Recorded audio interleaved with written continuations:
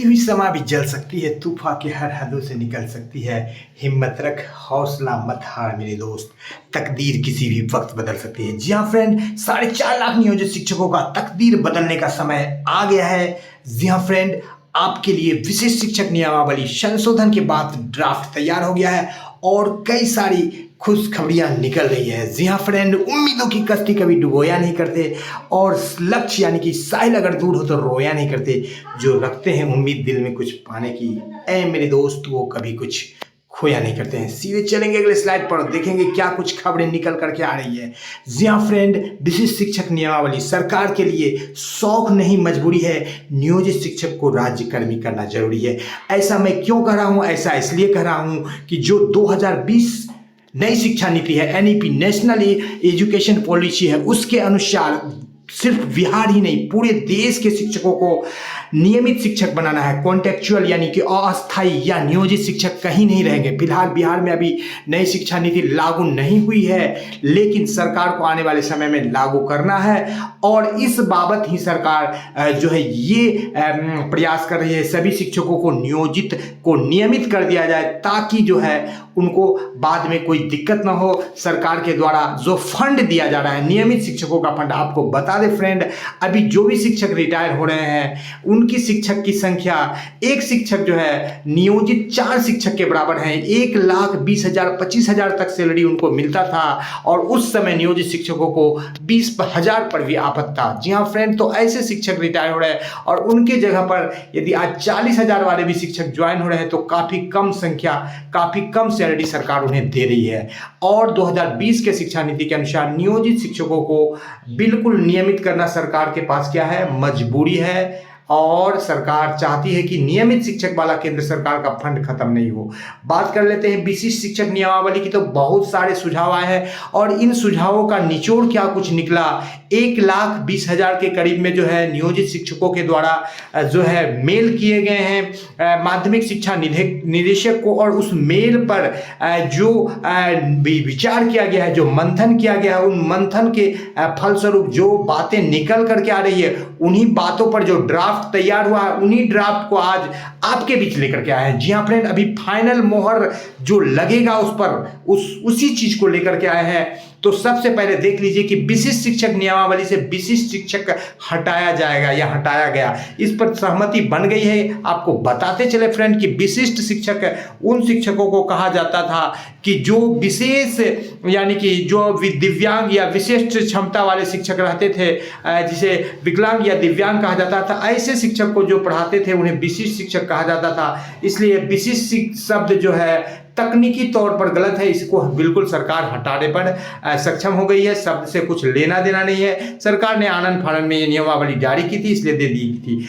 बात कर लेते हैं दूसरे बिंदु पर, जिस पर सबसे ज्यादा जो है आपत्ति दर्ज की गई है संशोधन के लिए, सक्षमता परीक्षा नहीं होने के विषय में। लेकिन आपको बात करें कि सक्षमता परीक्षा होगी, जी हाँ फ्रेंड, सक्षमता परीक्षा होगी, लेकिन 3 बार में जो पास नहीं होंगे उनको हटाया नहीं जाएगा। इसके पीछे 2 तरह के तकनीकी बात निकल करके आ रही। पहली बात, जो 2020 से शिक्षक नियमावली है, जो जिस पर नियोजित शिक्षक अभी कार्यरत है, उस नियमावली में नियोजित शिक्षकों के लिए 60 साल की नौकरी पक्की है। अतः उनको यदि सरकार हटाती है तो उस नियमावली के बिंदु का बिल्कुल अनुसरण नहीं हो पाता। ऐसी स्थिति में नियोजित शिक्षक कोर्ट की शरण में जा सकते हैं और कोर्ट की शरण में जाने के बाद जीत नियोजित शिक्षकों की होगी। तो सरकार दक्षता परीक्षा फेल होने वाले शिक्षकों को जब हटा नहीं पाई तो सक्षमता परीक्षा फेल होने वाले को भी नहीं हटा पाएगी। ये बिल्कुल फाइनल है और ये नियमावली में संशोधन हो रहा है। जी हाँ फ्रेंड, और आपका जो सक्षमता परीक्षा है, आप बात करें यूपी की, जहां पर शिक्षा मित्रों को बिना किसी एग्जाम के बिल्कुल नियमित के तरह जो है वहां पर उनको समायोजित कर दिया गया था, तो उसका क्या रिजल्ट, क्या परिणाम निकला था? परिणाम बिल्कुल खतरनाक निकला था, क्योंकि कानूनी दांव पेच में, कानूनी पचड़े में वो शिक्षक फंस गए थे और सभी जो है जो मानक है उनको पूरा नहीं कर पाए वैसे शिक्षक, और उनको फिर पुनर्मोसी को भव की तरह हटना पड़ा। कई शिक्षक ऐसे हो गए जब उनकी सैलरी 60-70 हजार से सीधे 10,000 लगातार पढ़ाई या नौकरी से हटने की बात आई तो आत्महत्या तक करने को मजबूर थे।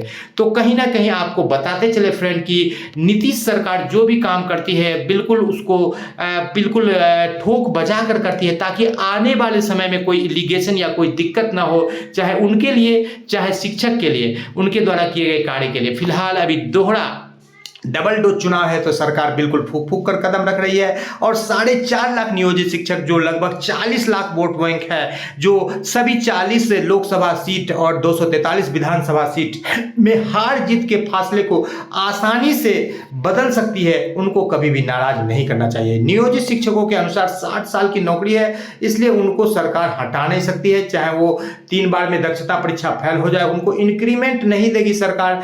ये बात भले मानी जा सकती है, लेकिन उनको नौकरी से हटाया नहीं जाएगा।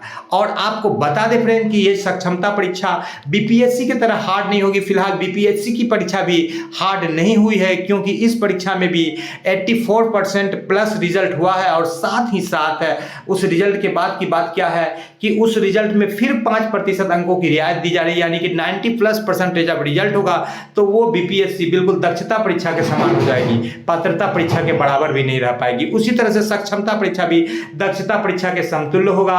और कभी भी किसी भी विभागीय परीक्षा में, चूंकि सरकार का वहां पर साख दांव पर रहता है, तो कभी भी किसी भी विभागीय परीक्षा में जो है बहुत ज्यादा निगेटिव रिजल्ट नहीं आता है, बहुत ज्यादा कैंडिडेट को फेल नहीं किया जाता है। वह एक फॉर्मेलिटी होता है और उसमें मैक्सिमम 95% प्लस जो है उम्मीदवार या नौकरी पेशा लोग पास हो जाते हैं। डिपार्टमेंटल एग्जाम होगा, लेकिन 3 बार में जो सफल नहीं होंगे उनको हटाया नहीं जाएगा और इंक्रीमेंट पर रोक लगाया जाएगा उनका। और इसके पीछे का सबसे बड़ा तर्क है सुरक्षा, यानी कि प्रोटेक्शन शिक्षकों को, ताकि यूपी के शिक्षा मित्रों वाला ना हाल हो जाए, कानूनी तौर पर जो है उनकी नौकरी वैध रहे, कोई कोर्ट में चले जाए, जैसे बीपीएससी वाले शिक्षक की हम एग्जाम दे करके आए हैं और दूसरे शिक्षक जो है किसी भी एग्जाम को नहीं दिए हैं, तो उसके लिए एक अलग से सुरक्षात्मक दायरा या सुरक्षात्मक घेरा सरकार बनाना चाहती है। बात कर लेते हैं समान संवर्ग में वेतन संरक्षण का लाभ नहीं मिलेगा। ये एक बड़ी बात निकल करके आ रही है। जो शिक्षक 1 to 5 में है या 6 to 8 में है या 9, 10 या 11, 10 और उसी में वो जाना चाहते हैं। बात कर लेते हैं 1 to 5 के शिक्षक यदि 1 to 5 में फिर ज्वाइन कर रहे हैं, तो फिलहाल अब तक उनको जो है, क्योंकि उससे उथल पुथल हो जाएगा, वही सीट वैकेंट होगा, फिर वही सीट को भरा जाएगा, तो सरकार उसमें नहीं दे रही है वेतन संरक्षण का लाभ, तो उनको काफी लॉस होगा। और लॉस क्या होगा, वेतन कम हो जाएगी, और वेतन कम होने के साथ साथ आपको एनपीएस और जो है सीटीए का लाभ तो मिलेगा, लेकिन आप उच्च संवर्ग में जाएंगे तो वेतन संरक्षण का लाभ मिलेगा, यानी वेतन भी वृद्धि होगी। और 1 to 5 से 1 to 5 में ज्वाइन करेंगे तो आपको वेतन संरक्षण का भी लाभ फिलहाल नहीं देगी सरकार। सेवा निरंतरता का लाभ तो अभी बिल्कुल अभी सरकार नहीं दे रही है, लेकिन जो आने वाला समय है उसमें नियोजित शिक्षकों को सेवा निरंतरता का लाभ मिलेगा। जो भी बीपीएससी में जा रहे हैं उनको बिल्कुल मिलेगा। जी हाँ फ्रेंड, इस पर भी मोहर लगनी है। धारा 309 के तहत जिस तरह से नियोजित शिक्षकों को समायोजित किया जा रहा है राज्यकर्मी के रूप में, तो उनको एनपीएस रहे, चाहे सिटी रहे, चाहे ईएल रहे, चाहे ग्रेजुएटी रहे, ट्रांसफर रहे, सभी सुविधाएं मिलेगी। जी हाँ फ्रेंड, कई लोगों के द्वारा ये बात कही गई थी कि एनपीएस की सुविधा नहीं दी गई थी। सरकार ने जानबूझकर उन बिंदुओं को नहीं हाईलाइट किया था कि इन पर सुझाव है, तो एनपीएस देगी ताकि सरकार को लगे कि शिक्षक जो है इन बिंदुओं पर चाहते हैं और हमने ये चीजें उनको दी, पहले नहीं था। सीटीए का लाभ भी मिलेगा, यानी कि कहने का तात्पर्य है बीपीएससी शिक्षकों को जो सुविधाएं दी जाती है वो राज्यकर्मी वाले शिक्षकों, नियोजित शिक्षकों को सभी सुविधाएं मिलेगी। एनपीएस का भी वो जो 14% उनको मिलता है वेतन कटौती, सीटीए का भी लगभग जो 2000 के आसपास बनता है, ईएल और ग्रेजुएटी जो लगभग 5 से 10 लाख सेवांत लाभ मिलता है, ये सारे लाभ, साथ में ट्रांसफर का जो भी नियमतः जो ट्रांसफर का लाभ बनेगा नियोजित शिक्षकों को बीपीएससी शिक्षकों के समान वो मिलेगा। जी हाँ फ्रेंड, ये सारी बातें ड्राफ्ट से निकल करके आ रही है। और भी बातें हैं जिनको अभी बात करेंगे। जो सबसे बड़ा मुद्दा है वो है वरीयता का। जी हाँ फ्रेंड, इसी बात पर जो है सबसे बड़ी बहस अभी हो रही है कि जो राज्यकर्मी के रूप में जो बीपीएससी के शिक्षक आ रहे हैं, जिनको 2 नवंबर से नियुक्ति पत्र दिया जाना है, जिनकी ट्रेनिंग शुरू हो गई है 18 तारीख से डाइट बाइट में विभाग के विभिन्न सरकारी संस्थानों में, वो शिक्षक सीनियर होंगे कि जो 15 साल 20 साल से नियोजित शिक्षक पढ़ा रहे हैं वो शिक्षक सीनियर होंगे, इस पर जो है बात फंसा हुआ है। और निकल करके जो निचोड़ आ रहा है तो वो बात आ रही है कि जब राज्यकर्मी का दर्जा नियोजित शिक्षकों को मिल जाएगा तो नियोजित शिक्षक जो ट्रेनिंग का डेट जिनका पहले है बीपीएससी वाले से, वो बिल्कुल हर हाल में बढ़िए होंगे। लेकिन फिलहाल अभी भी इस मुद्दे पर सहमति नहीं बन पाई है और अभी भी इस मुद्दे पर मंथन बरकरार है और नियोजित शिक्षकों को सरकार नाराज नहीं करना चाहती है। तो इस मुद्दे पर भी जो है